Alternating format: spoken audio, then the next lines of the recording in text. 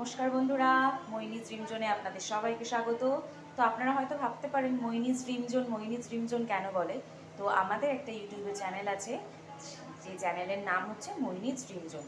চলুন তাহলে মাছ কাটা ভিডিওটা আপনাদের সাথে শেয়ার করেছি। এটা হচ্ছে রূপচাঁদা মাছ, প্রায় 1 থেকে 1.5 কিলোর ওপরে। তো এই মাছটা আমি সুন্দর করে ভেজে নিই। এখানে আমার তেল গরম হয়ে গেছে কড়াইতে। চলুন তাহলে সব মাছগুলো একে একে আমি ভেজে নিই।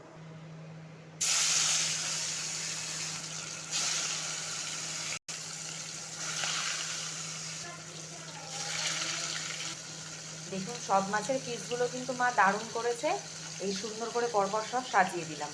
দেখুন সব মাছ আমার সুন্দর করে ভাজা হয়ে গেছে, আর সাথে আলুও ভাজা হয়ে গেছে। আর এখানে আমি মিক্সিতে পেঁয়াজ, আদা, রসুন, টমেটো আর কাঁচা লঙ্কা সুন্দর করে পেস্ট করে নিয়েছি। ফোড়নে আমি জিরে আর একটু গোটা গরম মশলা দিয়ে দিলাম। দেখুন যে মশলাটা আমি করেছিলাম সেটা আমি তেলের মধ্যে দিয়ে দিলাম।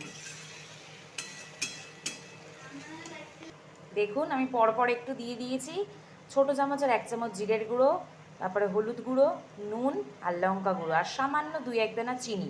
দেখুন আমি একটু সব তরকারিতেই দিই, তাই জন্য সবাই হয়তো ঘটি ভাবছেন, কিন্তু না, আমার একটু ভালো লাগে। বেশ সব তরকারিতে সামান্য একটু চিনি দিলে কালারটাও ভালো লাগে আর খেতেও ভালো লাগে। আপনারা বাড়িতে একটু ট্রাই করে দেখতে পারেন। তো বন্ধুরা দেখুন হালকা হালকা করে কী সুন্দর তেল তেল ছেড়ে দিয়েছে মশলা থেকে। এই যে কালারটাও দেখুন কত সুন্দর হয়েছে। আমি যে এত সুন্দর করে রান্না গুছিয়ে সব কিছু সবই কিন্তু আমার মায়ের থেকে শেখা। এই যে দেখুন আমি কম বেশি টুকটাক করে সব কিছু মায়ের থেকে আমি শিখে নিয়েছি। আর আমার হাতে রান্নাবান্না খেতে আমার বাড়ির ফ্যামিলির সবাই কম বেশি খুব খুব খুব ভালোবাসে। ওই জন্য মাঝে সাঝেই আমি রান্না করে করে খাওয়াই সবাইকে, রান্না উপহার দিই সবাইকে। আমার মশলা কষানো খুব সুন্দর করে হয়ে গেছে, তার মধ্যেই আমি আলুগুলোও দিয়ে দিলাম। মাছের ঝোল পুরো টকবক টকবক করে ফুটছে। আমি এর মধ্যে সব মাছগুলো একে একে সুন্দর করে ছেড়ে দেব।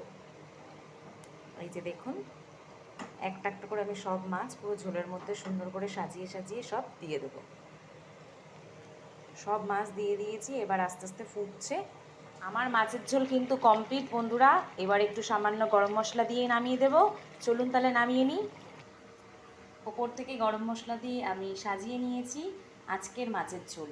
তো আমি মা যখন রান্না করতো তখন আমি ভাবতাম মা কী করে এত সুন্দর রান্না করে।